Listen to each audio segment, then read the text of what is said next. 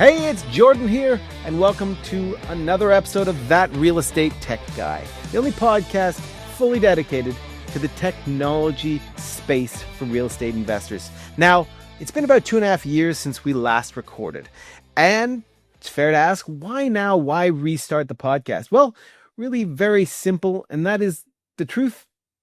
AI is taking over and technology is moving faster than ever.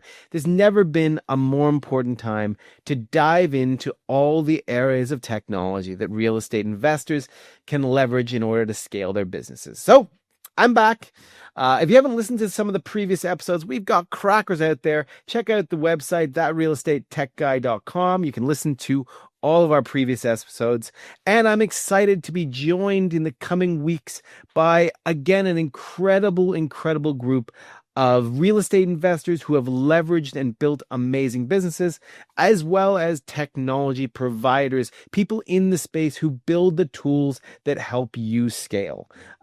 It's going to be a fantastic journey that we'll take together, a great way of making sure that on a weekly basis, you are keeping up with the absolute best practice as regards to real estate technology, as well as just making sure that you're not left behind with some of the new tools out there. So that's what's coming out. But what about today? What are we going to do today in the first episode of the new series? Well, today you've got me, and I'm going to really dive into something that's very near to my heart right now. And that is some of the themes from the new book that I have recently released. The book is called Click, Call, Scale, the Real Estate Investor's Ultimate Phone System Playbook.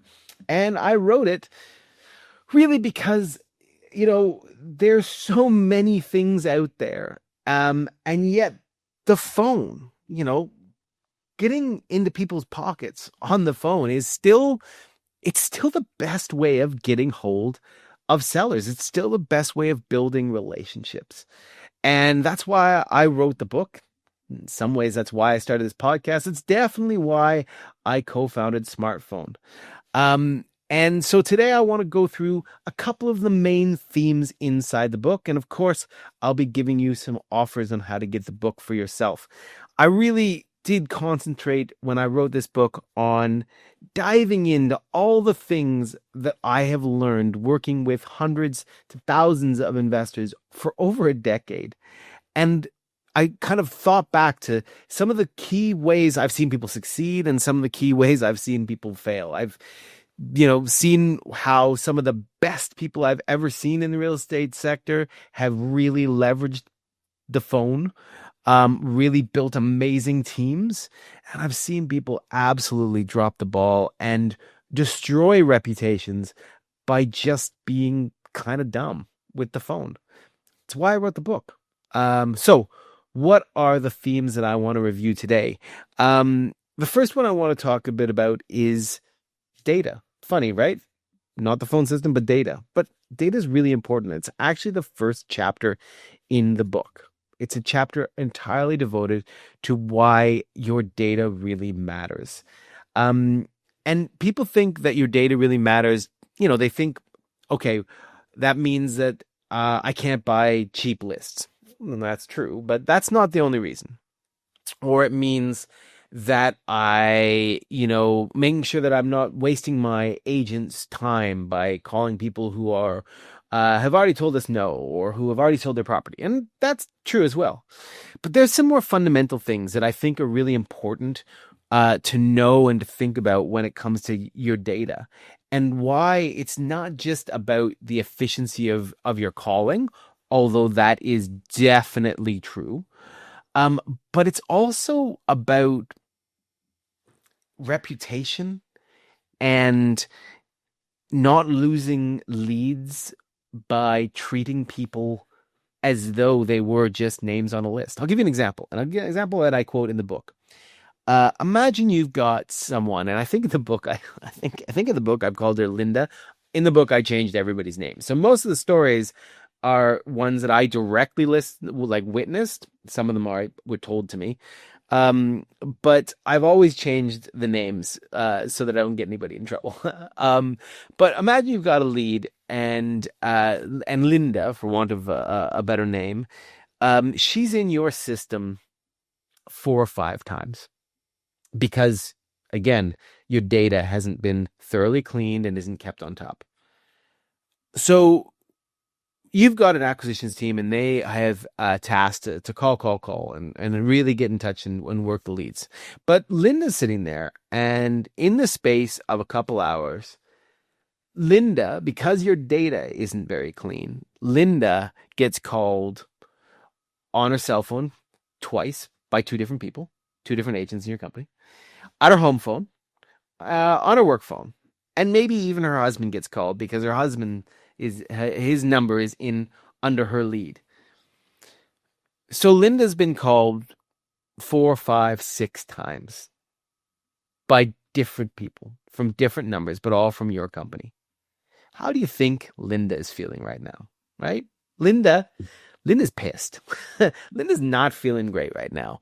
And Linda's likely, well, a couple things. One, the chances of you regaining Linda's trust and starting to build that relationship so you can understand her needs and what she's, if she does have a sales to sale, and if so, what's a driver, what's her urgency levels. The chances of you building that relationship now, they're pretty low because you've lost her trust because you just hammered her on the phone by different people with different numbers because your data wasn't very good.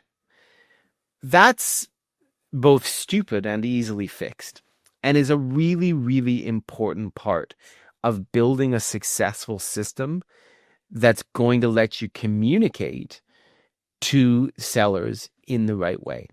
Data, data, data. And it's not just about getting the right data or getting the right leads in, although that's, of course, incredibly important. It's also about how you manage and keep your data clean so that you avoid those sorts of pitfalls. I have seen this personally way too many times in people's offices that I've worked with, people that I've been invited in to speak to, etc.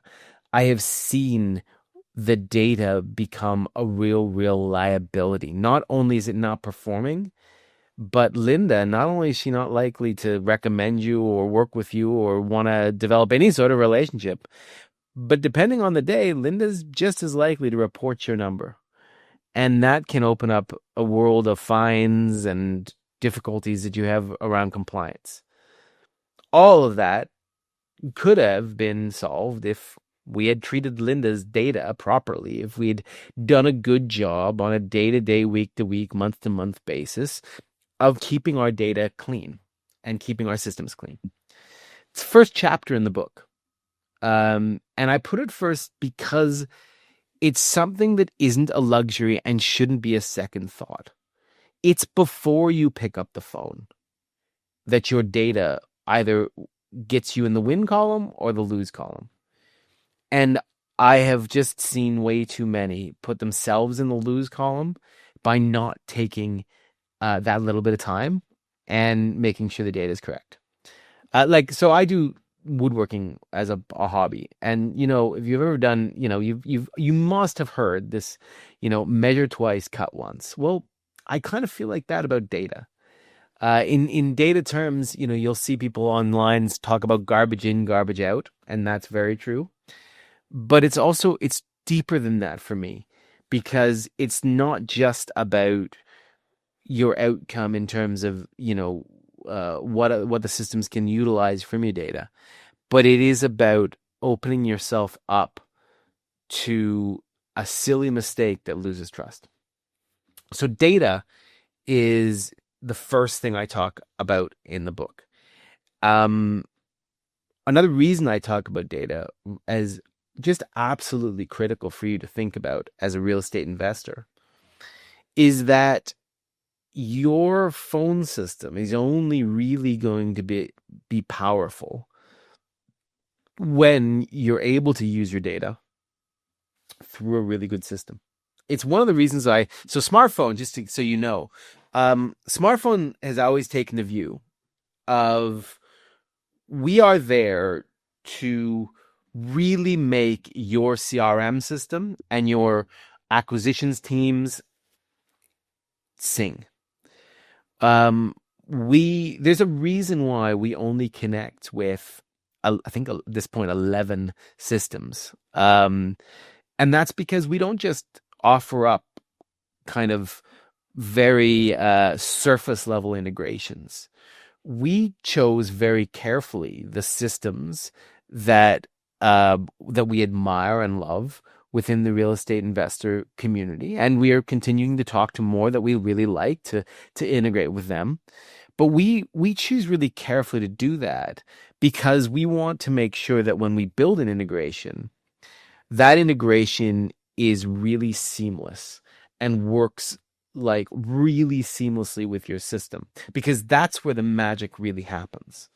When you have your data managed inside an amazing CRM system that lets visibility, actions, automations, performance metrics, all of those things makes them very, very clear and very, very efficient and simple to achieve.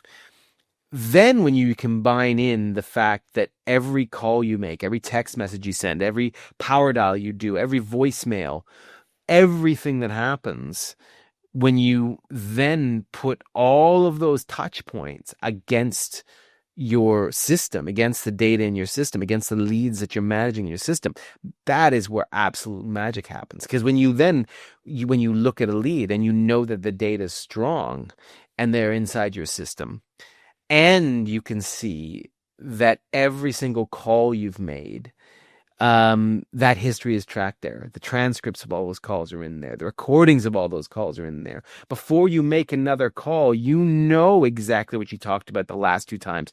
You remember and see, because it's there in front of you, the text messages you traded back and forth. That customer visibility, that ability to really see the context of why you're calling someone before you call them, that is absolute currency when it comes to sales.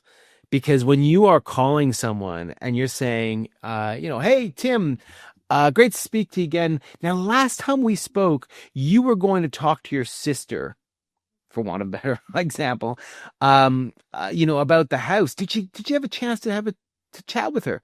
How did that conversation go? Well, you're not coldly, you're not just following up. They're not feeling like they are a line in a spreadsheet, or a bit of data you purchased. You're creating that human connection with them, that you remember what you spoke about last time. They feel like you remember them, even if it's just because you've been able to see all those data points, brief yourself before the call, and make sure you have them at the tip of your tongue. From their perspective, you're not just some random cold person calling them. You're someone who's following up because you've had a conversation. That data, that system, and then combining those two with the phone, well, that's everything. And I really dive into the book on that. And it's something that I really, the first thing I do when I talk to a new company, and I speak to companies a lot of times, every week I speak to customers of smartphone, but I am brought in or I get referred to someone, to people all the time. And I'll give pretty much everybody at least a half an hour to an hour of my time just to listen to them and give some advice. Almost every time, my first question is around the data and the system. Not so much the phone. When they're saying that they're not performing well, for instance, they bring me in to troubleshoot. Why are they not performing well on the phone? I rarely go straight to scripts or training, agent performance. I rarely go there immediately. The first thing I almost always will dive into is the data and the systems, because those fundamentals, if you don't have them, then everything else is at a massive disadvantage. And you're starting out with, I don't know if it's a whole hand tied behind your back, but it must be pretty close. Now, the second kind of real theme or thing that I dive into the book on that I think is hugely relevant for every real estate investor who is, scaling up and wants to scale their real estate investment business is around their agent performance and training. I am still shocked in some ways.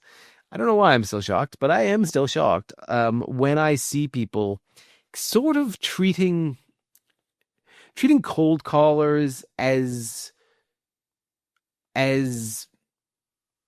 transactional items at this point, right? Oh, I'll just swap in this person for this person. They're not performing well. I'll just buy another one. They're only $5 an hour or whatever. I'm getting a VA from the Philippines or South America or Egypt or wherever it is. Um, okay. I mean, I guess if you just want to do lots of volume and play the game of performance doesn't matter because volume will get me over the line. I think that's a really dumb game to play most of the time because it costs you a lot of money. You're making unnecessary calls. You're building reputation loss into your system. And every time you have to swap someone in and out, you theoretically should be training them a little more. So it costs a lot of money, right? Alternatively, there is an alternative, and that is building a good structure of training and managing performance. And those are really critical parts of the book that I dive into, and it's really, really important. Sort of the next stage after your data and systems, I will go into how are your agents trained and how are you maintaining performance. So let's break that down into two sides.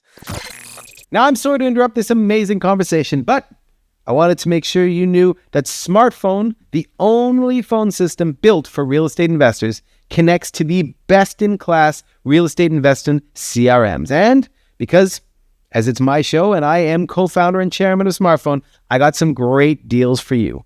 Click the link and take advantage of 5,000 minutes free calling with Smartphone, the only phone system built for real estate investors. Click and call. Close more leads. Back to the show. Let's start with the training, and then we'll move on to the retain, kind of maintaining performance. From a training point of view, I have worked with call centers that invest weeks and sometimes even months into training their agents to their methodology. And not just their methodology, but skills that they need to think on their feet. Because the best calls you'll ever have, and the best agents I've ever seen, are not ones that slavishly follow a call script or a structure and sort of keep the conversation on the tracks exactly as prescribed. Because prescribed conversations like that, they don't feel natural. It would be like me right now, just speaking to you and reading off of a script. You'd know that pretty quickly. You'd be able to tell. You don't talk like that. You don't think like that. People surprise you on the phone. People surprise you. The people will say amazing things. And if you're not attuned and your agents aren't attuned to being able to hear them, then they're not going to perform very well.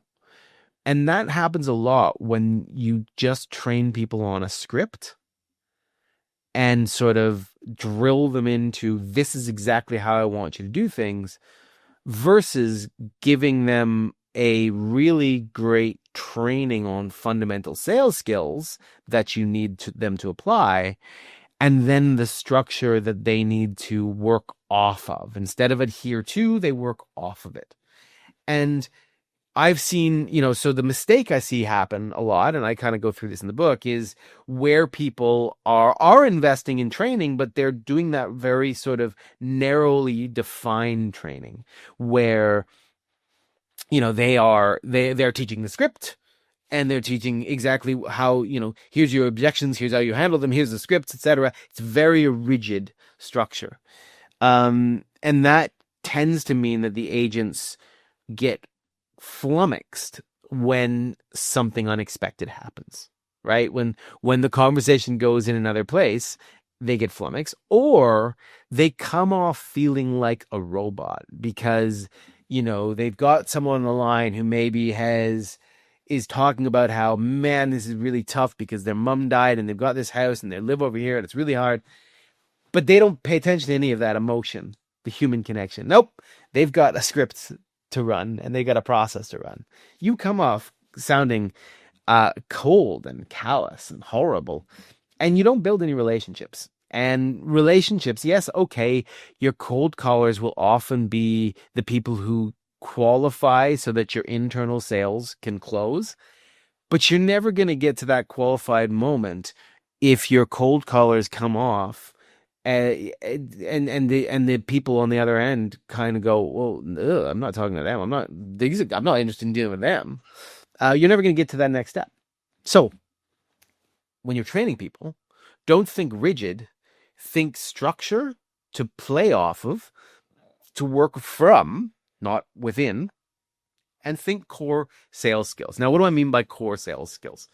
Um, there are a number of things, and I can't go through all of them in one episode, but I can give a kind of overview.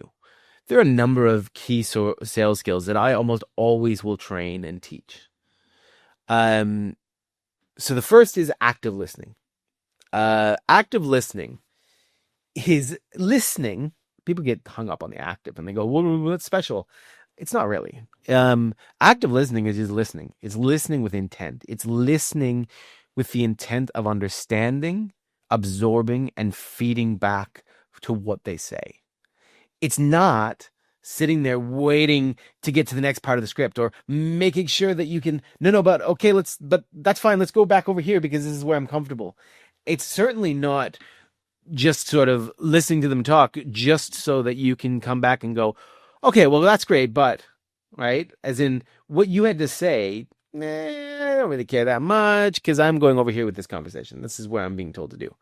Active listening is being able to actually really listen in, absorb, and feedback appropriately. And it builds trust in a big way. And it's really not that hard.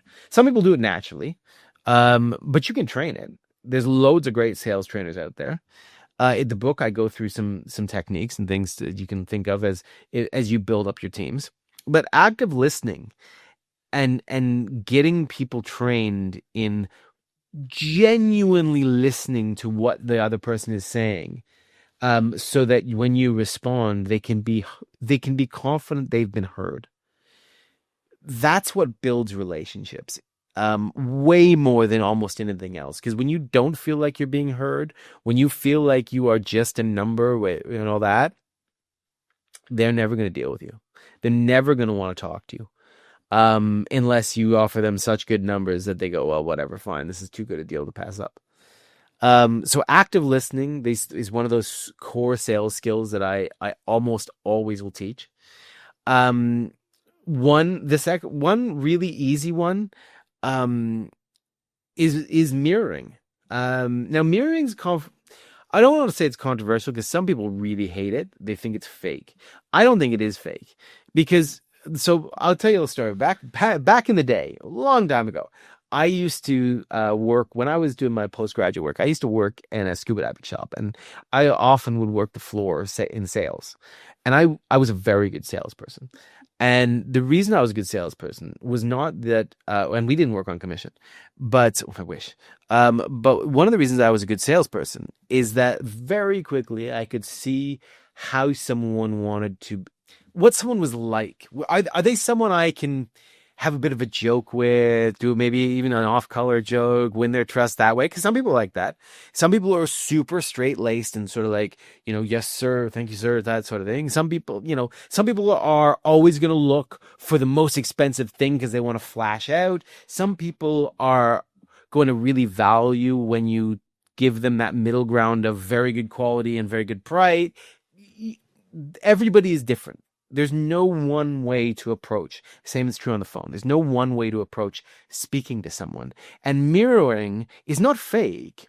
It's being responsive to who this other person is and their style and how they are. So in the shop, I was able to size that up really quickly. And so for those guys who I knew were just one of the most expensive thing, I could flatter their ego and talk about that. And sadly, I was on commission. Those people who I could have a bit of a joke with, I could get that, and we started to bond, and they'd be customer for life.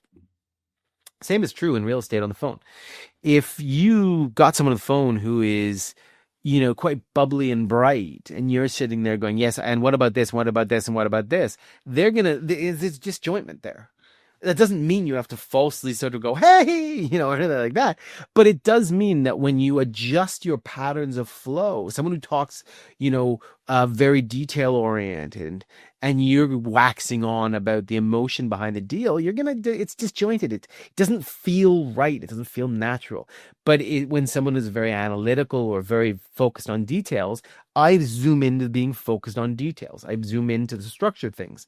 If I've got someone who is very emotional, I will explore that with them, and I'll build that trust that way, rather than trying to draw them into the details or the emotion of the or the analytics or the metrics or the numbers or whatever.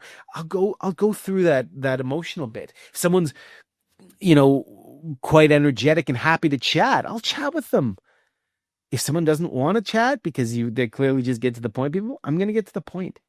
Mirroring is not false, and it's not faking who you are. It is responding to how people are so that you can better relate to them, and they can feel more comfortable talking to you. If you did two things to train your staff properly, active listening and mirroring would be two really great ways to start.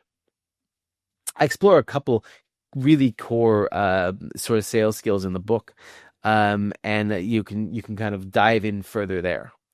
Now, training people, that's great, and a lot of people will, whether they do it well or not, that's another question, but a lot of people will say, yes, I invest my time in training my team. Great. Whether I agree that they do it well or not is beside the issue. An area that I see failing more often than not, definitely more often than not, is maintaining performance. Now, the best teams I've seen maintain performance through a regular cadence of improvement, of review, of scoring, and of identifying weakness. Regular, like every week. Now, with the new tools we have access to, things like objection-proof AI, Steve Trang's amazing AI call scoring tool, you can do this more efficiently than ever before, but the principles still matter. And that is, are you maintaining performance every week, or are you kind of thinking, well, I've trained them so I can focus on something else? Because if you do that, I've trained them so I can just let them go, they will start losing you deals relatively soon. Because no matter how good an agent is, without a constant, even if they're really good, they'll do it self-review. But without that constant review and making sure that you're, that you're in the right direction and everybody is heading in the right way, then you are just as liable to massively drift. And you will end up losing deals you could have won because your agent's performance has dropped. So in the book, I go through this kind of, different methods and different structures that you can have to build in a regular cadence of improvement, to build in that ability to go every week, review every agent's performance can be reviewed, can be scored, weaknesses can be identified. A lot of times you can identify weaknesses very quickly and correct them so that they never really impact you at all. And you are bringing a culture of self-improvement and team improvement that is always focused on a weekly basis. It's never let drop.